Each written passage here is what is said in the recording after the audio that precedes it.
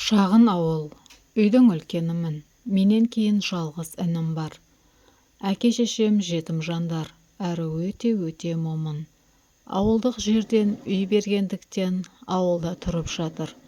Есік алдында шағын бау-бақша орналасқан. Сол бақшаның жемістерімен күн көрдік. Әкем ауыл әкімшіліктің ауласын сыпырып жұмыс жасайды. Әкем де шешем де момын болғаны соншалықты мүлдем сөйлемейтін, бәлкім жаратылыстары солай. Отбасы болып тамақтансақ та мүлгіген тыныштық. Тек қасықтар мен кесенің шырылдап шыққан шайдың дыбысы ғана естіледі. Мен де інім де әке-шешеміз сияқты көп сөйлемейтін тыныш бала болдық. Анам ақ-сары келген орыс ұлтына ұқсайды. Әкем де сондай, көздері көк түсті. Десе де қазақша тілде сөйлейді. Көршілермен анау айтқандай араласпаймыз. Біз бала болып көршімен ойнап көрмеппіз. Былай айтқанда үй күшікпіз. Солай күніміз өтіп жатты. Арада жылдар өтіп мен бой жеттім. Өте тұйық мінезім. Ешкіммен араласпайтын. Достарым тек кітаптар болды. Мектепті жақсы бітіріп қалаған оқуыма грантпен түстім. Аты жер жарып тұрған Алматы қаласына. Бұл қалаға алғаш аяқ басқанда өзімді сондай ерекше бақытты сезіндім. Оқып мұғалім болып осы қалада мәңгі тұрамын деп өзіме сондай серт бергенім рас. Бірақ махаббат деген бәрін құртады екен. Оқудың 3-ші курсына дейін оқуымды үздік оқып жүргенмен, алғашқы махаббатымды жолықтырғанда өзгере бастадым. Ешкіммен араласпайтын, тек жатақхана мен оқудың арасында жүретінмін. Құрбым болды. Ол қыз мен сияқты емес, өте ақкөңіл, әзілкеш, жыланды інінен шығаратындай өте сөзшең еді. Қара қыз болса да сөйлеген сөздері қылықты. 3-ші курста бір жатақханада жатып, сонан ол қыз менімен құрбы болды. Менің сыртқы түрім орыстың сары қызына ұқсаймын. Әкеме тартқан көк түсті көздерім, анама тартқан сары түсті шашым, қазаққа мүлде ұқсамайды екенмін. Құрбым маған қызығып, әрі қызғанып қарайтын еді. Шашыңның түсі қатты ұнайды. Туф, сен сияқты болғанымда ғой. Барби сияқты жүрер едім, деп әзілдеп қоятын. Ол менің киген киімдерімді ұнатпайды. Қызау, әп-әдемі сұлусың, не мынау киген киімің? Давайте стипендия түскенде барахолкаға барып мынауски киімдер аламыз деп айтып күліп қоятын. Құрбымның арқасында біраз өзгеріп, адамдармен араласа бастадым. Киген киімдерім де өзгеріп, гүлде құлпырып жүрдім. Бірде сол құрбым қояр да қоймай, студенттер жиналған көңілді кешке ертіп барды. Сол кеш өмірімді түбегейлі өзгертті. Бір жігіт биге шақырды. Бір көргеннен ол жігіттің сондай сыпайылығы, мұнтаздай киінгені қатты ұнап қалды. Бірақ ол жай алдамшы бейнесі екен. Сол биде ол жігіт, қарындас, сондай сүйкімдісіз, мені өзіңе жіпсіз байлап қойдың, қандай сиқырың бар деп жымиып өзіне еріксіз баурады. Күлгені де сондай тартымды. Осы уақыт бойы ешқандай жігітке бұлай тамсанып көрмеген едім. Ол жігіт сол күні сөз айтып мені келісіп бір апта сөйлесіп жүргенде алып қашты. Басында жылап көнбеген маған. Жаным, сені сүйіп қалдым, сені ешкімге қимаймын, сенен айырылып қаламын деп ертерек сені өзіме жарым еткім келді. Егер мені сүймейтін болсаң, қазір айт, сенсіз өмір сүре алмайды екенмін деп қоярда қоймай. Жігітімнің мынадай сөздерінен соң еш ойланбастан келістім. Негізі жігітім өте сөзшең, өтірікті де шындай қылып айтады. Келін болып аяқ басқанда қуанған ешкімді көрмедім. Енемнің қабағы қатулы. Ұлына қарап, ей жексұрын, тағы бір шүйке баста келдің бе? дегенді менің төбемнен су құйып жібергендей болды. Теріс бұрылып қайта шығуға ұмтылғанда жігітім құшақтап алып өлердегі сөзін айтып жатты. Бұрын үйленген екен, жақында ғана ажырасыпты. Бұрынғы әйелін жамандап өзі жақсы еркек ретінде көрсетіп, әйтеуір мені көндірді. Махаббатқа мас болған мен бәріне көндім. Тіпті ата-енем жақтырмаса да сол үйде қалдым. Көнгіш болғаным соншалық, енем біреудің киілген сарғайып кеткен ақ көйлегін әкеліп, айналайын, кисең де кимесең де осыдан артық көйлек жоқ.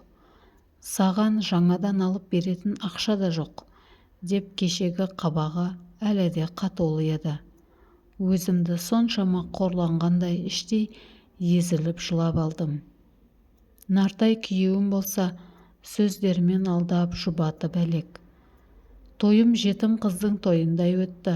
Ата-анам қарызданып жасауымды ұялмайтындай етіп беруін берді. Құда-құдағай деп барын салыпты. Нартайдың оқ жылан әпкелеріне де алтын сақина таққан анамды сондай аяп кеттім. Күйеуімді сүйгендіктен бәріне көніп жүре бердім. Тіпті қайын әпкелерім түк көрмегендей анамның артынан келген киімдерімді талап алып кетті. Енем мені әбден басып тастады. Бұрынғы тұйықталған өміріме қайта оралдым. Оқуымды әйтеуір ұрыс-керіспен оқып әзер бітірдім. Диплом алғанда да анам байғұс қарызданып ақша салып жібереді. Диплом алған соң жұмыс жасамай үйде бала туып отырып қалдым. Нартай болса менен жалығып түнгі төсекті өзгенің құшағында өткізіп жүрді. Балаларым болғандықтан мұндай сатқындықты кешірдім деп өзімді жұбатып жүрдім. Өмір өте берді. Менен кейін бауырым мектепті бітіре сала өзінің сыныптасына үйленді. Жүкті болып қалған. Ауылдың қызы анамның қолы ұзарды деп қатты қуандым. Бәрі өз өмірін сүріп жатқан. Бірде суық хабар алдым. Қапыда әкемнен айырылып қалдық. Қан қысымы көтеріліп, бірден көз жұмыпты. Оған себепші үйдегі келінім екенін кеш білдім. Сол кезде білгенімді әттең шашын жұлып қолына беретін едім. Өзім қайын әпкелерімнен әбден қорлық көрдім. Сол үшін өз келінімді барынша сыйлап, келген кезде сіңлімдей көріп жүрдім. Ата-анамды бағып отырған жан деп ойладым. Алайда сыйлағанды білмейтін санасыз келін болып шықты. Санасыз келін болғаны былай тұрсын, арсыз еді. Інім сыртқа жұмыс жасауға кеткенде көрші еркектердің қойнында жататын. Байғұс әкем соны көріп қан қысымы көтеріліп ана өмірге кете барды. Өзінің сондай опасыздығынан сабақ алмаған келінім, әкем қайтқалы байғұс анама күн бермейді. Інім болса әйелінің айтқанынан шықпайтын бір сорлы. Тіпті ауылға аты шыққан әйелін әлі сүйеді. Қартайған анасын қорғаудың орнына балалары мен әйелін алып қалаға көшіп кетті. Анам қара шаңырақта жалғыз қалды. Кейіннен немерелерін сағынып қалаға барса, арсыз келіні анамды ұрып итеріп жіберген.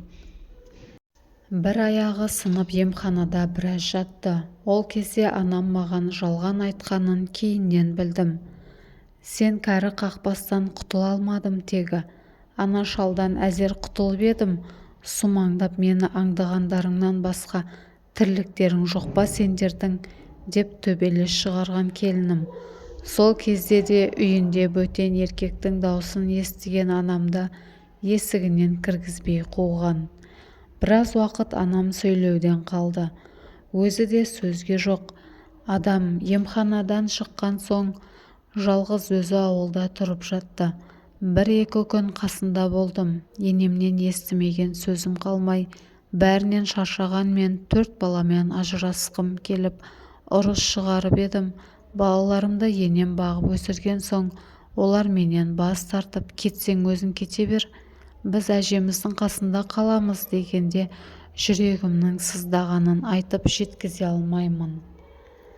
Анама бір күні жылап келдім. Қартайғанда жалғыз қалған анам менің отбасымды бұзғысы келмей көзіне жас алып, балаларыңды еш уақытта тастама, ертең үйіңе қайт, мені қашанғы өмір сүреді дейсің.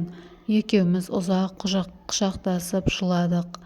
Әріден анамның қасына кеткім келмеген еді. Анам мені үйден кетіруге асықты.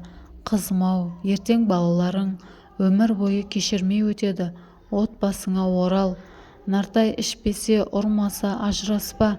Түбі отбасына оралады ғой еркек деген. Анамның ақылымен басым салбырап үйіме келдім. Енем сол баяғы ұрысы. Біраз жыл көндім, үйде отырдым. Енді анам үшін жұмыс жасау керекпін деп жұмыссыздыққа барып тіркелдім. Болса да аяғыма оратылып жатқан балаларым жоқ. Бұл қылығыма екі қайын әпкем келіп мені ұрғысы келген. Бойыма батылдық жинап, егер қолдарыңның ұшы тисін, үстеріңнен арыз жазамын деп қорқыттым. Бұрын ұратын екеуі жабылып, бұл жолы ұра алмай ауыздарына келгенін құсып кетті. Көп ұзамай жолым болып, 6 айға жұмыссыздықтың атынан мектепке мұғалім болып жұмыс істей бастадым. Солай күндерім өтіп жатты. Аяқ астынан телефоным шыр ете қалды. Анам екен. Сәлем бердік, мама, қалайсыз, амансыз ба?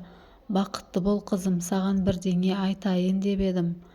Мен отбасы құрдым, енді ауылда тұрмаймын, қалада тұрамын. Мына адресте тұрамын деп анам адресін айтып жатты. Таң қалып, не дерімді білмей, қатып сөйлей алмай есеңгіреп қалдым.